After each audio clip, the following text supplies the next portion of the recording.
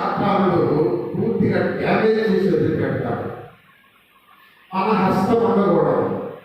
నీవు ఊహించని నీ కుటుంబంలో జరిగినప్పుడు, నేను తలంచని నా జీవితంలో జరిగినప్పుడు, అనుకోకుండా ఒక్కసారిగా పాకిస్తాన్కి భారతదేశానికి యుద్ధం వచ్చినట్టుగా అలాంటి పరిస్థితులు జరిగినప్పుడు దేవుని కోసం ఎదురు చూడకుండా మన సొంత హస్తంతో ముందుకెళ్తే మనకి నష్టమే జరుగుతుంది, చాలా డ్యామేజ్ జరుగుతుంది. కాశ్మీర్లో ఉగ్రవాదులు 29 మందిని చంపేశారని మోడీ గారు ఒక నిర్ణయం తీసుకొని యుద్ధం ప్రకటించాడు. రాత్రి కాలం ఏం జరిగిందంటే, అమెరికా ప్రెసిడెంట్ డొనాల్డ్ ట్రంప్ ఏం చేసిందంటే, యుద్ధం ఆపేసేయండి, మీరు సమాధానం పడండి అని చెప్పేసి ప్రకటన చేసే యుద్ధం ఆపేసేయండి. దేవుడిని నమ్మిన బిడ్డ, దేవుని యొక్క విశ్వాసం వచ్చిన బిడ్డ అలవర్చుకోవాల్సినటువంటి గొప్ప లక్షణం ఇది. కానీ క్రైస్తవ బిడ్డ అలవర్చుకుంటే అతని జీవితంలో దేవుడి యొక్క కార్యాలు చూస్తాడు. ఒకసారి 2వ పేతురు పత్రిక 1వ అధ్యాయంలో 6వ వచనం గురించి కొద్ది మాటలు నేను మీకు చూపిస్తాను. 2వ పేతురు పత్రిక 1వ అధ్యాయం 4వ వచనం. సహాయం చేయమా? తల్లికి పడిన పూర్తిగా 2వ పేతురు పత్రిక 1వ అధ్యాయం 4వ వచనం. ఆ మహిమ గుణాతిశయములను బట్టి అమూల్యములు అత్యధికమైన వాగ్దానాలు ఆయన మనకు అనుగ్రహించి ఉన్నాడు. దురాశను అనుసరించుట వలన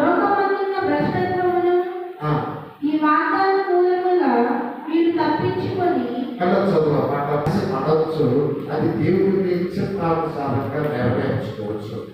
దేవుని చిత్తానికి విరోధంగా నీ హస్తముతో, నీ ఆలోచనతో దేవుడికి ఇష్టమనేటువంటి దాన్ని నువ్వు నెరవేర్చుకోవడానికి తలచినప్పుడు లోకమందున్న భ్రష్టత్వము దేవుడిని మీద పంపిస్తాడు. కొంచెం ప్రేమతో ఆలోచించాడు. దురాశను అనుసరించడం వలన లోకమందున్న భ్రష్టత్వము నీకు తప్పించుకోకపోతే భ్రష్టుడు అయిపోతావు. తప్పించుకోవడానికి దేవుడు కొన్ని వాగ్దానాలను గ్రహించాడు. హల్లెలూయా. ఏమని గ్రహించాడు? వాగ్దానాలను గ్రహించాడు. ఏమిటయ్యా వాగ్దానం అంటే, చూడండి ఇక్కడ కింద చెప్తాడు, ఆ వాగ్దానాల మూలముగా మీరు దేవుడి రూపంలోకి వస్తాడు, దేవుని స్వభావంలోకి వస్తాడు. అది దావీదు గారు కూడా చెప్పేది. మీరు నేను యెహోవా కొరకు సహనముతో ఎదురు చూశాను. విశ్వాసములో విశ్వాసికి ఉండవలసిన ఒక లక్షణము సహనం. ఇది నీ జీవితంలో ఎన్నిటినో తప్పిస్తుంది, ఎన్నో ప్రమాదాలు తప్పిస్తుంది, నీ కుటుంబ పరిస్థితుల్లో జరిగేటువంటి ఘోరాలను తప్పిస్తుంది. చూడండి కింద చదువు, కింద చదువు. ఆ హేతువు చేత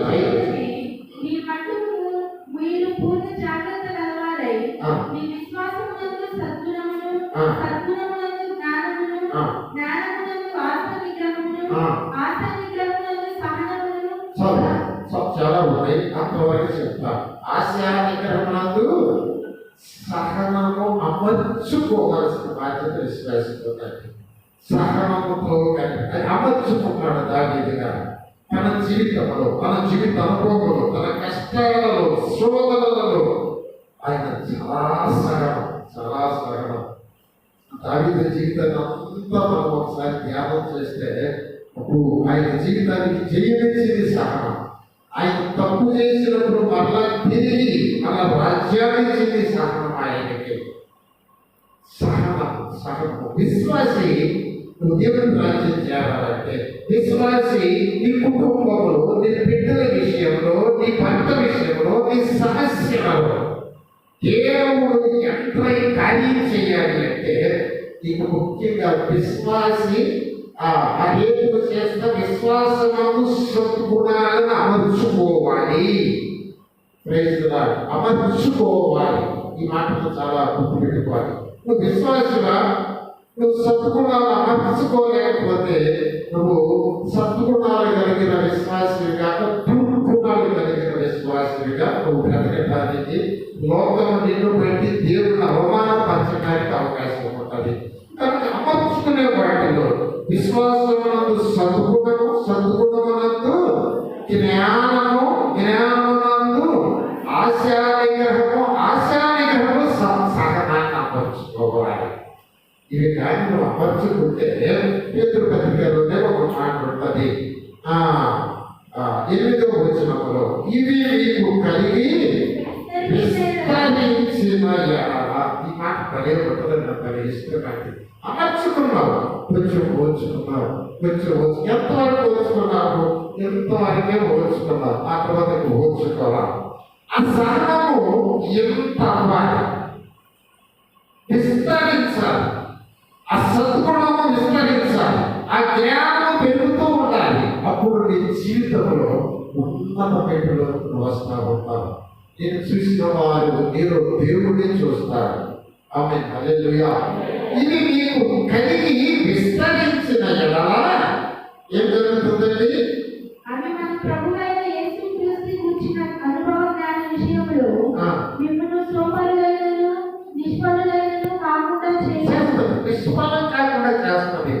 ఫలము లేని వారిగా ఉంటే ప్రభు అంటాడు, అర్జునుడు శత్రులు చేపించినట్టుగానే చేపిస్తాడు. నేను మీద చాలా ఆశలు పెట్టుకున్నాను నాన్న, అమ్మ, మీరు ఒక్క కాయ కూడా లేదే, నా ఆకలి తెచ్చే ఒక్క కాయ కూడా లేదే అని చెప్పిస్తాడంటే ఎండిపోయింది. జీవితాలు ఈ విధంగా దేవుడు చూసి చూసి ఎండిపోవడానికి కారణం ఏంటంటే మీలో ఇవి లేవు. ఒకవేళ కొంచెం ఉన్నా అవి ఆ చిన్న కారు పిందెలాగా ఎండిపోతున్నాయి. కొంచెం సేపు అనుకుంటే కల్లా వస్తలేదు. అవి విస్తరిస్తే నీ జీవితము ఉన్నత స్థితిలోకి వెళ్ళిపోతాయి. ఇది కలిగి మీకు విస్తరించిన ఎడల మీరు సోమరులైనను నిష్ఫలులైనను కాకుండా క్రీస్తుని గురించిన అనుభవ జ్ఞాన విషయంలో మిమ్మల్ని క్రీస్తు బిడ్డలోకి తీసుకెళ్ళేటట్టు ప్రభువులో ఆ సహనాన్ని చూస్తామండి. హల్లెలూయా. అంటే అసలు ఎంతమంది తిడుతున్నా, ఎన్ని చేస్తున్నా కూడా నా ప్రభువుకు తెరవలేదు. అది సహనం. ప్రభువుని చూస్తూ మనం చాలా నేర్చుకోవాలండి.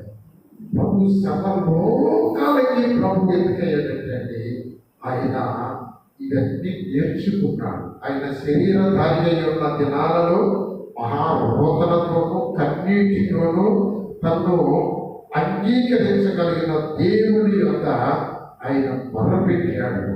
మహారోదనతో మొరపెట్టాడు. కనుక మనం కూడా అలా మొరపెట్టాలి.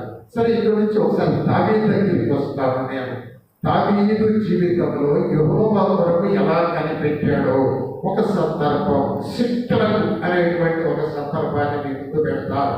చూడండి, 30వ అధ్యాయం, 1 సమూయేలు గ్రంథం 30వ అధ్యాయం 1 నుంచి కొన్ని మాటలు సహాయం చేయడం తల్లి. మూడవ దినమందు సిక్లగునకు వచ్చిరి. అంతలో అమాలేకీయులు దండెత్తి దక్షిణ దేశము మీదను సిక్లగు మీదను పడి కొట్టి దాన్ని తగలబెట్టి గనులనేమి అల్పులనేమి అందులో ఉన్న ఆడవారందరినీ చెరపట్టుకొని చంపగా వారిని తీసుకొని వెళ్ళిపోయి ఉండిరి. దేవుడికి చాలా ప్రణాళిక ఉన్నదండి. ఎంత గొప్ప ప్రణాళిక అంటే దావీదు సింహాసనం మీద యోనా గోత్రపు సింహమైన యేసుక్రీస్తు వారు కూర్చోవాలి. ఆయన గర్భములో నా కుమారుడు జన్మించాలి భూమి మీద. అంత ప్రణాళిక దావీదు మీద దేవుడు పెట్టుకున్నాడు.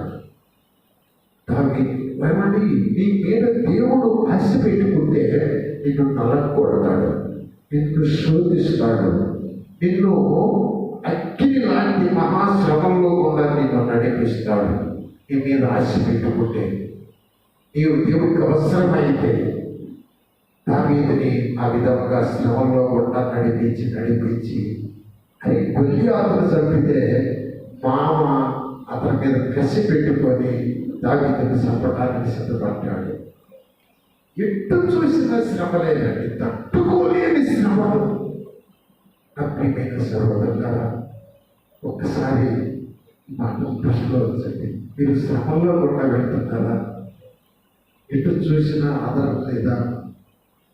మీరు నమ్మిన వారే మీకు కన్నీరు తెప్పిస్తున్నారా? కడుపులు పుట్టిన బిడ్డలు మీ కడుపులు కోత వస్తున్నారా? నువ్వెప్పుడు ఇలా అనుకోలేదు కదూ. అయితే ఒకటి గుర్తు పెట్టుకో, దావీదు వలె యెహోవా కొరకు సహనముతో ఎదురు చూస్తామంటే ఏంటో నేను మీతో చెప్తాను. పారిపోతా ఉన్నాడు దావీదు, పారిపోతా ఉన్నాడు. ఎటు పోయినా కూడా శత్రువుని తరుగుతా ఉన్నారండి. అసలు బ్రతకడానికి అవకాశం లేదు.